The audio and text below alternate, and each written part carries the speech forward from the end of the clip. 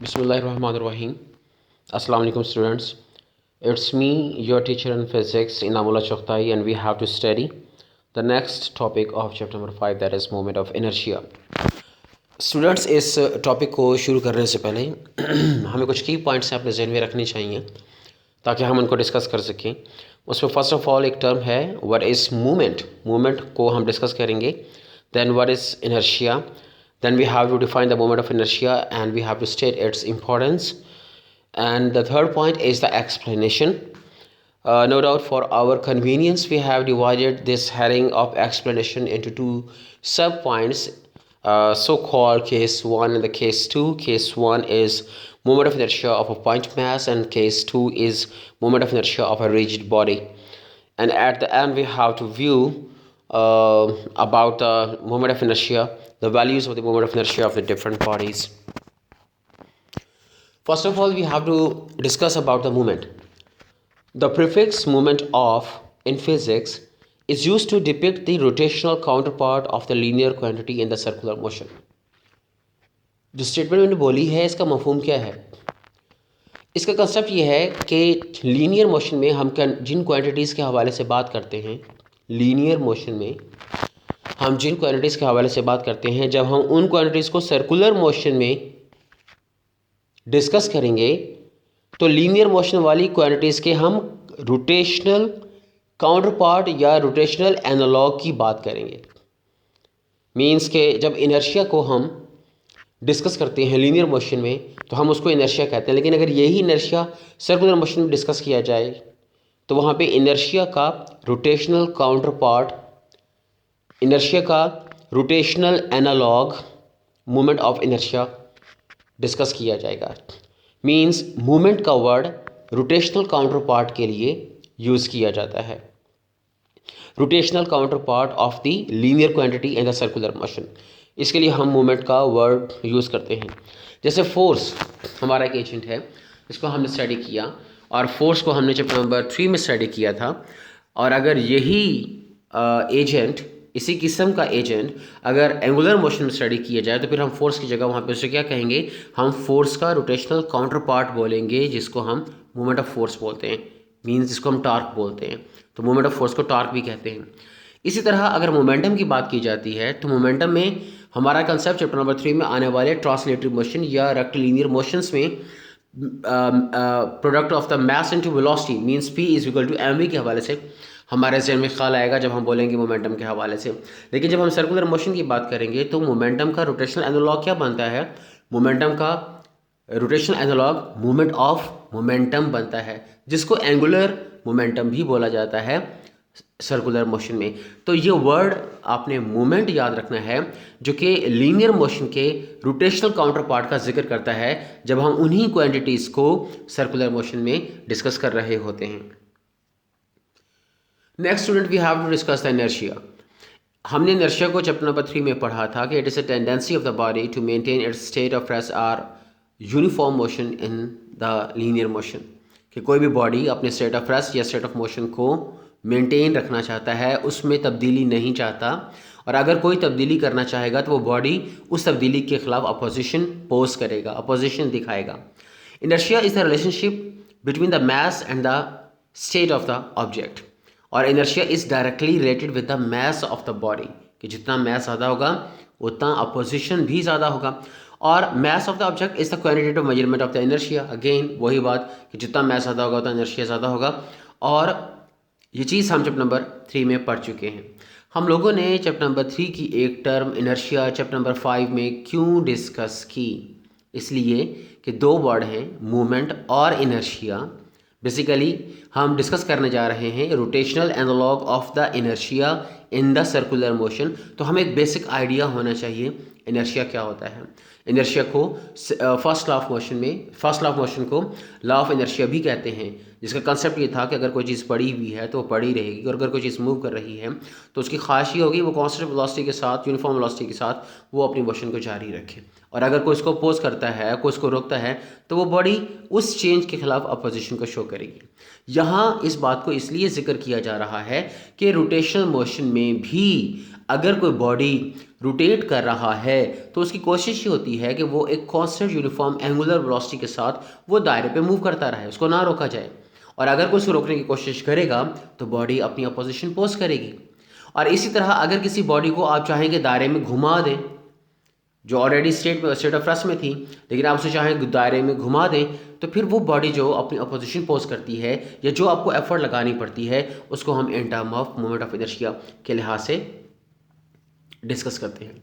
Concept of moment of inertia को थोड़ा सा और डिस्कस करते हैं। ये क्वेश्चन हमने at the end of this topic drive करनी थी, लेकिन हम उसको पहले डिस्कस करते हैं ताकि हमें एक आइडिया हो जाए कि मोमेंट ऑफ इनर्शिया क्या होता है। इस पेज पे आपको दो कॉलम दिखाए गए हैं, लेफ्ट साइड पे लीनियर मोशन और राइट साइड पे एंगुलर मोशंस के हवाले से बात की गई है। और लीनियर मोशंस में according to Newton cycle of motion F = ma equation लिखी गई है। आप सेकेंड ऑफ मोशन को जानते हैं, जिसे डिफाइन किया जाता है कि when ever the force is applied on the body moves in the direction of force, when it moves it do has what the acceleration, the magnitude of this acceleration is directly proportional to the force and is inversely proportional to the mass of the body। मैं क्या चीज़ discuss करना चाहूँगा, इस statement को मैंने क्यों बोला, इस स्टेटमेंट में हमें एक चीज़ जहन में रखनी है, जितना मास ज़्यादा होगा उतना लीनियर एक्सेलरेशन मुश्किल होगा, कम होगा। एक हैवी मैसिव बॉडी के लिए उसको मूव करवाना बहुत कम होता है, मुश्किल होता है, और अगर हम उसको मूव करवाएंगे तो उसके लीनियर एक्सेलरेशन की वैल्यू भी बहुत कम निकलेगी, कम होगी। इसी तरह एंगुलर मोशन में हमारे पास जो रोटेशनल काउंटर पार्ट है F = ma का जो रोटेशनल एनालॉग है वो इक्वेशन टॉर्क = I अल्फा है। टॉर्क है I को यहाँ मोमेंट ऑफ इनर्शिया बोलेंगे, और अल्फा हमारा एंगुलर एक्सेलरेशन है। अगेन ये क्वेश्चन हमें क्या दिखाती है, ये क्वेश्चन दिखाती है कि जो एंगुलर एक्सेलरेशन है बेसिकली टार्क पे डिपेंड करता है, टार्क डायरेक्टली प्रोपोर्शनल है, और angular acceleration basically moment of inertia 1/I लिखा हुआ है, ये 1/I लिखा हुआ है, याद रखिएगा 1/I is the moment of inertia, means के angular acceleration moment of inertia के इन्वर्सली प्रोपोर्शनल है। क्या कहना चाहते हैं कि जितना मोमेंट ऑफ इनर्शिया ज़्यादा होगा उतना उस बॉडी को मूव करवाना, दायरे में उस बॉडी को मूव करवाना मुश्किल होगा। हमने क्या सिमिलैरिटी ढूंढी है इन दो इक्वेशंस में कि मैस और मोमेंट ऑफ इनर्शिया कुछ मिलती जुलती चीज़ें हैं, क्योंकि मैस जो अपना रोल प्ले कर रहा है लीनियर मोशन में, मींस जितना मैस ज़्यादा होगा उतना एक्सीलरेशन कम होगा। इसी तरह सर्कुलर मोशन में मोमेंट ऑफ इनर्शिया है, जिसके बारे में हम ये कहते हैं कि जितना मोमेंट ऑफ इनर्शिया ज़्यादा होगा उतना उस बॉडी को सर्कुलर में मूव करवाना, एंगुलर एक्सेलरेशन की वैल्यू कम होगी। इसी तरह मोमेंट ऑफ इनर्शिया को नेक्स्ट डिफाइन करने से पहले एक और कंसेप्ट यहाँ पे बिल्डअप करते हैं। दो इमेजेस आपको दिखाए गए हैं, एक इमेजेस में आपको कुछ लोग दिखाए गए हैं जो कि सीढ़ी से नीचे उतर रहे हैं, और उससे नीचे एक रेस दिखाई गई है जिसमें बहुत लोग, मुख्तलिफ लोग जो हैं वो रनिंग कर रहे हैं। मैं आपसे ये पूछना चाहूँगा कि अगर जो लोग सीढ़ी से ऊपर से नीचे उतर रहे हैं उन लोगों में अगर सपोज लोगों के मैसेज वेट्स मुख्तलिफ हों, कुछ कम वेट के होंगे, कुछ हल्के वेट के, ज़्यादा वेट के होंगे, कुछ मेरी तरह हैवी वेट होंगे, कुछ आपकी तरह लाइट वेट होंगे, अगर इनमें कंपटीशन करवाया जाए नीचे उतरने का तो पहले नीचे कौन उतरेगा? नो डाउट आप जैसे जो लाइट वेट होते हैं, हल्के, स्मार्ट, कम वजन के लोग, वो सीढ़ियों से पहले नीचे उतरेंगे। इसमें क्या चीज़ समझाना चाहता हूँ अगेन कि weight is having the problem in the motion, कि जिसका मैस ज़्यादा है उसको मूव करना मुश्किल है। इसी तरह अगर रनिंग का कंपटीशन है तो कौन जीतेगा? वही लाइट वेट, वही स्मार्ट लोग जो आगे हैं भाग सकते हैं, जो हैवी वेट होंगे, जो मोटे होंगे, उन्होंने पीछे रह जाना है। तो हमने यही कंसेप्ट मोमेंट ऑफ इनर्शिया के हवाले से भी यूज़ करना है कि जिसका मोमेंट ऑफ इनर्शिया ज़्यादा होगा उसको मूव करवाना मुश्किल है, जिसका मोमेंट ऑफ इनर्शिया ज़्यादा होगा उसका रोटेट करना मुश्किल है, जिसका मोमेंट ऑफ इनर्शिया ज़्यादा होता है उसको एक स्लोप से नीचे रोटेट करते हुए नीचे आना बहुत मुश्किल होगा। तो अगेन मैं बार बार ये जुमला दोहरा रहा हूँ, और इसमें बेसिक आइडिया यही है कि मोमेंट ऑफ इनर्शिया बेसिकली वही चीज़ है जिसको हम लीनियर मोशन में मास कहते हैं। अब आते हैं इसकी डेफिनेशन की तरफ, proper definition moment of inertia की। Moment of inertia is defined as the product of the mass and the square of its distance from the axis of rotation. Means दो चीज़ें हैं जिसको आपने मल्टीप्लाई करना है, एक है मास of the body that is moving on the circle, और एक है उस बॉडी का डिस्टेंस सेंटर से कि वो कितने फासले पर है। इन दोनों का आपने स्क्वायर प्रोडक्ट लेना है, मास and the square of distance from the axis of rotation. इसको मोमेंट ऑफ इनर्शिया बोलते हैं। यूनिट्स इसके किलोग्राम मीटर स्क्वायर होंगे। और मोमेंट ऑफ इनर्शिया के दो फैक्टर्स हैं जिस पे ये डिपेंड करता है, नंबर एक मास ऑफ द ऑब्जेक्ट और number two it's distance from the axis of rotation. तो जितना मास ज़्यादा होगा उतना मोमेंट ऑफ इनर्शिया ज़्यादा होगा, जितना आर की वैल्यू मीन्स रेडियस ज़्यादा होगा उतना मोमेंट ऑफ इनर्शिया की वैल्यू भी ज़्यादा होगी। और इम्पॉर्टेंस हम पीछे काफ़ी सारे जुमले बोल चुके हैं कि moment of inertia plays the same role in the circular motion as played by the mass in the linear motion. ये एक बिल्कुल सिंपल सा कंसेप्ट है कि जो लीनियर मोशन में मास कर रहा है वही चीज़ सर्कुलर मोशन में मोमेंट ऑफ इनर्शिया कर रहा है। अगेन जो पीछे अभी हमने डिफाइन किया है मोमेंट ऑफ इनर्शिया को, और हमने मोमेंट ऑफ इनर्शिया के बारे में कहा कि moment of inertia basically is the product of the mass and the square of distance from the axis of rotation, M R square is equal to the I, जिसको हमने moment of inertia बोला।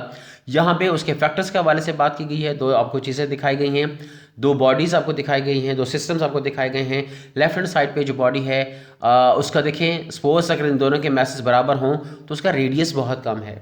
जो left hand side पे आपको image दिखाया गया उसका radius बहुत कम है, लिहाजा जब आप उसका मोमेंट ऑफ इनर्शिया कैलकुलेट करेंगे, क्योंकि इसके आर की वैल्यू कम है, याद रखिएगा।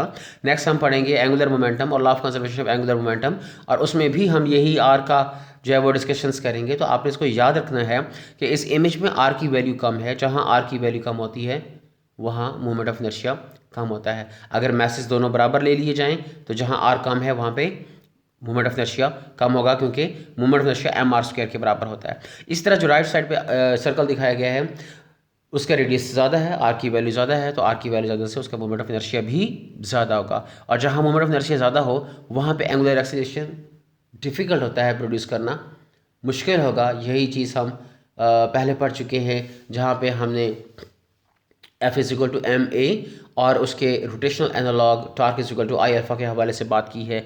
और जहाँ पे अभी लेफ्ट हैंड साइड के हवाले से मैं बात कर रहा हूँ कि जहाँ मोमेंट ऑफ इनर्शिया कम होगा वहाँ पे एंगुलर एक्सीलरेशन बहुत इजी होता है। एक्सप्लेनेशन में हमने इसको अपनी तरफ से केस 1 और केस 2 में डिवाइड किया है। केस 1 में हम एक पॉइंट मास के हवाले से बात करते हैं, केस 2 में हम moment of inertia of the rigid body के हवाले से बात करते हैं। अगेन यही दो पॉइंट, यही किस्म की डिवीजन हम अपने नेक्स्ट टॉपिक में भी रखेंगे जब हम एंगुलर मोमेंटम और उसके law of conservation of angular momentum के हवाले से बात कर रहे होंगे, तो हम सेम केसेस को रखेंगे। ये हमने इसलिए किया है ताकि हम इस टॉपिक को इजीली समझ सकें। अदरवाइज़ हमारे बुक में आप देख रहे हैं इस इमेज में जो आपको स्लाइड पे नज़र आ रहा है, पूरा पैराग्राफ जो है वो लिखा गया है, और बहुत सारी बातें जो लिखनी या समझनी जो होती हैं वो स्टूडेंट्स को मुश्किल होती हैं, लिहाजा उसको हमने पॉइंट्स में डिवाइड कर दिया है ताकि आपको ये टॉपिक समझना आसान हो जाए। केस 1 में हम बात करते हैं moment of inertia of the point mass की। इस डायग्राम को देखिएगा जिसमें आपको दिखाया गया है कि एक ऑब्जेक्ट है जिसका मास m है, और ये मास m एक ऐसे रॉड के साथ लगा हुआ है जिस रॉड के दूसरे सिरे पर एक बैरिंग लगा हुआ है सेंटर वाली जगह पे, जो कि इस सर्कल का सेंटर है। और ये बैरिंग फ्रिक्शनलेस है, मींस कि जब आप उस ऑब्जेक्ट को, उस मास को जिसका मास m है, जो कि अटैच है at the one end of the rod is fix at the centre of the circle having the bearing, so it can move on along the circle of the circle. The mass m can move along the circle of the along the circumference of the circle very easily. So इसमें होता क्या है, हम इस पर force लगाते हैं जो आपको दिखाई गई है यहाँ पे रेड कलर में फोर्स। और ये फोर्स सोचें क्या करेगी, अगर इस रॉड का दरमियान में सेंटर में जो बैरिंग लगाया गया है वो बहुत ही फ्री है, फ्रिक्शनलेस है, वो उसे मूव करवा सकता है। तो जब हम फोर्स लगाएंगे तो क्या होगा, जब हम फोर्स लगाएंगे तो बॉडी मूव करेगी। अब इस फोर्स को मैं क्या कहूँ, इसको लीनियर फोर्स कहूँ या इसको टॉर्क कहूँ, क्योंकि ये फोर्स लीनियर काम कर रही है, स्ट्रेट लगाई गई है, तो मैं इसको लीनियर फोर्स भी कह सकता हूँ। लेकिन चूंकि इस फोर्स ने बेसिकली उस बॉडी को रोटेट करवा दिया दायरे में, तो मैं इसको टॉर्क भी कह सकता हूँ। जैसा मैं इक्वेशन में इसको सेकंड लॉ ऑफ मोशन से शुरू करूँगा, F = ma से, जिसको मैंने इक्वेशन नंबर 1 का नाम दिया। अब हम जानते हैं कि जो टेंजेंशियल एक्सेलरेशन होता है, मींस जो लीनियर एक्सेलरेशन होता है, उसका अगर हम रिलेशन ले लें एंगुलर एक्सेलरेशन के साथ, तो हम जानते हैं A = r alpha. A = r alpha. मैं लीनियर एक्सेलरेशन को टेंजेंशियल एक्सेलरेशन भी कह रहा हूँ, लेकिन एक चीज़ याद रखिएगा, हम लीनियर और टेंजेंशियल दो वर्ड यूज़ क्यों कर रहे हैं? हालत में असल में दोनों एक ही चीज़ है। मींस कि ये लीनियर मोशन को प्रेडिक्ट करता है, और जब कोई बॉडी मूव कर रहा होता है स्ट्रेट पाथ पे, तो उसकी वेलोसिटी को लीनियर वेलोसिटी, उसके एक्सेलरेशन को लीनियर एक्सेलरेशन, उसके डिस्प्लेसमेंट को हम लीनियर डिस्प्लेसमेंट कहते हैं। लेकिन हम यहाँ पे टेंजेंशियल का वर्ड क्यों यूज़ कर रहे हैं? याद रखिएगा, अगर आपसे टेंजेंशियल एक्सेलरेशन के हवाले से पूछा जाता है, तो आप इसमें ये लास्ट में मेंशन करेंगे कि अगरचे ये वही चीज़ है जो कि लीनियर मोशंस में हम लोगों ने डिस्कस की थी, लेकिन ये उस बॉडी के हवाले से होगा जो बॉडी दायरे में हरकत कर रहा है। मींस कि टेंजेंट जो है वो उसकी जो है वो सर्कुलर मोशन के हवाले से है किसी भी एक पॉइंट पर, क्योंकि एक्सीलरेशन, क्योंकि जब हम वेलोसिटी की बात करते हैं at any point along the circumference of the circle, when we talk about the velocity of the object, the velocity is along the tangent at that point. ये सेंट्रीपिटल एक्सेलरेशन की बात नहीं कर रहा जो कि सेंटर की तरफ होती है, हम उसके टेंजेंट के अलॉन्ग वेलोसिटी की बात कर रहे हैं। तो वो वेलोसिटी हमारे पास टेंजेंशियल वेलोसिटी होती है, और वो एक्सेलरेशन वो सीधी लाइन में जो टेंजेंट मूव कर रहा होता है उसके एक्सेलरेशन को हम AT टेंजेंशियल एक्सेलरेशन कहते हैं। तो हम इसे A या AT लिख सकते हैं। तो AT बेसिकली R अल्फा के बराबर होता है। अब इस A की वैल्यू को अगर वो फर्स्ट इक्वेशन में डाल दिया जाए तो F = mr अल्फा हो जाएगा। चूंकि इस फोर्स ने टर्निंग इफेक्ट पैदा किया, लिहाजा अब इक्वेशन नंबर 2 को आप दोनों साइडों पे, left hand side right hand side, दोनों साइडों पे r से मल्टीप्लाई कर देंगे, तो RF = mr alpha times r, ये इक्वेशन बनेगी। और नेक्स्ट ये इक्वेशन टॉर्क = mr² अल्फा बन जाएगा। और mr² बेसिकली हम अभी डिफाइन कर चुके हैं कि ये मोमेंट ऑफ इनर्शिया है, the product of the mass and the square of distance from the axis of rotation. तो इसको हम अल्फा बोलेंगे, मोमेंट ऑफ इनर्शिया आई बोलेंगे, तो टार्क = I अल्फा हो जाएगा। अगेन टार्क = I अल्फा, ये रोटेशनल एनालॉग है न्यूटन साइकिल ऑफ मोशन का F = MMA, जिसको हम पहले एक कॉन्सेप्ट बिल्डअप करने में डिस्कस कर चुके हैं।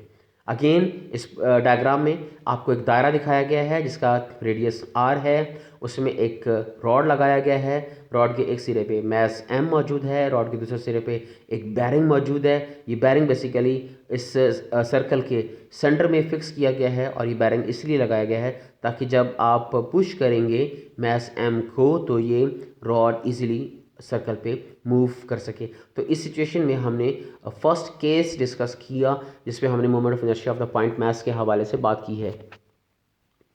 नेक्स्ट स्लाइड में हमें moment of inertia of the rigid body की हवाले से बात करनी है, जिसको हमने केस 2 बोला, और हमारी बुक के इमेज दिखाए गए हैं कि हमारी बुक में इस किस्म के रिजिड बॉडी दिखाए गए हैं। रिजिड बॉडी के हवाले से कंसेप्ट आप लोग पहले भी रखते हैं कि एक ऐसा बॉडी जब उसको कंप्रेस किया जाता है तो उसके पार्टिकल्स के दरमियान जो डिस्टेंस है वो कम नहीं होता, मतलब वो बॉडी हर्ड होती है और उसके पार्टिकल्स अपनी पोजीशन को मेंटेन रखते हैं, फोर्स लगाने से उनके दरमियान डिस्टेंस कम नहीं होता। रिजिड बॉडी के हवाले से दो एट्रीब्यूट्स बहुत इंपॉर्टेंट हैं। नंबर एक कि mass is not evenly distributed in the body, uneven mass distribution होती है। और दूसरी चीज़ ये है कि each mass that is unevenly distributed, each mass is having its own different distance from the axis of rotation, कि उसका फासला मुख्तलिफ होता है, जिसको इस डायग्राम में भी आपको दिखाया गया है, M1, M2, M3 and so on Mn। और आप उनका देखें उनके जो डिस्टेंसेस हैं सेंटर से वो भी डिफरेंट है। M1 के हवाले से R1 है, M2 के हवाले से R2 है, M3 के हवाले से R3 है, Mn के हवाले से Mn है, और हमने देखा कि तमाम के डिस्टेंसेस मुख्तलिफ हैं। लिहाजा इस केस में हम क्या करेंगे, अगर हमें मोमेंट ऑफ इनर्शिया कैलकुलेट करना हो तो स्टूडेंट्स हम इसमें सिंपल है, हर एक मैस के लिए टॉर्क की जो बेसिक इक्वेशन अभी हम पढ़ आए हैं केस 1 में, और वो टॉर्क की बेसिक इक्वेशन क्या थी, mr² अल्फा, उस बेसिक इक्वेशन को हम हर एक मैस के लिए अप्लाई करेंगे और फिर तमाम मैसेज के टार्क की वैल्यूज़ को ऐड करके टोटल टार्क को फाइंड करेंगे। तो सपोज अगर पहले मैस के लिए जिसको हमने m1 का नाम दिया और उसका डिस्टेंस r1 था, अगर हम उसके टार्क को कैलकुलेट करना चाहें तो उसका टार्क जो होगा वो 1 होगा और उस टार्क 1 की जो इक्वेशन है वो m1 r1 स्क्वायर अल्फ़ा के बराबर होगी। इसी तरह दूसरे मैस के लिए टार्क 2 होगा और वो m2 r2 स्क्वायर अल्फ़ा होगा। मैंने अल्फ़ा को 1 2 नहीं लिखा, ये याद रखिएगा, मैं अभी इसको एक्सप्लेन करता हूँ। इसी तरह जो टार्क 3 होगा वो m3 r3 स्क्वायर और अल्फ़ा के बराबर होगा and so on till the last particle that is having the mass mn. For it the torque would be tau n is equal to mn rn square into alpha. अब इन तमाम values को हम जमा करते हैं जिस तरह को इक्वेशन में दिखाया गया है टोटल टार्क वाली पहली इक्वेशन में। तो सेकेंड इक्वेशन में आके हम अल्फ़ा को बाहर ले लेते हैं क्योंकि अल्फ़ा जो था वो कांस्टेंट था और बाकी फैक्टर को हम जमा कर लेंगे। नेक्स्ट हमारे पास टोटल टार्क जो है वो साइन ऑफ समेशन में दिखाया गया है। ये साइन ऑफ समेशन में कुछ गड़बड़ हुई है सॉफ्टवेयर के हवाले से, शायद जो स्लाइड मैंने बनाई है वो मेरे मोबाइल के साथ कुछ कंपैटिबल नहीं है, इसकी वजह से कुछ नंबर जो है वो नज़र नहीं आ रहे प्रॉपरली। तो इसमें जो है वो बेसिकली साइन ऑफ समेशन हमने सिग्मा यूज़ किया है और उसके साथ हमने इस इक्वेशन को लिखा और इसमें हम एम आर स्क्वायर की तमाम वैल्यूज़ को ऐड कर रहे हैं। तो जब हम एम आर स्क्वायर की तमाम वैल्यूज़ के लिए मोमेंट ऑफ इनर्शिया का लेटर आई यूज़ करेंगे तो torque is equal to I alpha बन जाएगा। अब अगेन ये वही क्वेश्चन है torque is equal to I alpha जो मैं पॉइंट मैथ्स के लिए ऑलरेडी कैलकुलेट कर चुका हूँ। अगेन लिखूंगा torque is equal to I alpha, ये एक रोटेशनल एनालॉग है न्यूटन साइकिल ऑफ मोशन का, that is F is equal to M में। अब मैं बात करूंगा कि मैंने इस इक्वेशन में m1 r1 दिखाया लेकिन अल्फ़ा को 1 2 3 नहीं दिखाया। इसकी क्या रीज़न है? इसकी रीज़न ये है कि जब कोई रिजिड बॉडी सर्कल पे मूव कर रही होती है तो उसका एंगुलर डिस्प्लेसमेंट एक जैसा होता है और जब एंगुलर डिस्प्लेसमेंट एक जैसा होगा तमाम पार्टिकल्स के लिए तो एंगुलर वेलोसिटी और एंगुलर एक्सेलरेशन की वैल्यूज़ भी ठीक एक जैसी होंगी। इसी कंसेप्ट को थोड़ा इम्प्रूव करने के लिए मैंने एक इमेज बनाया है और ये इमेज हाथ का इमेज है। अमूमी तौर पर क्लास में भी मैं वाइट बोर्ड पे इस हाथ के इमेज को बना के यही कंसेप्ट को समझाने की कोशिश करता हूँ तो स्टूडेंट्स को। तो अगेन मैं वही इसको बना रहा हूँ कि सपोज़ अगर ये एक इमेज आपको दिखाया गया है, मैं इस इमेज को एंटी क्लॉकवाइज डायरेक्शन में रोटेट करता हूँ और सपोज़ इसमें जो थंब आपको दिखाया गया है वो 30 डिग्री पे रोटेट करता है।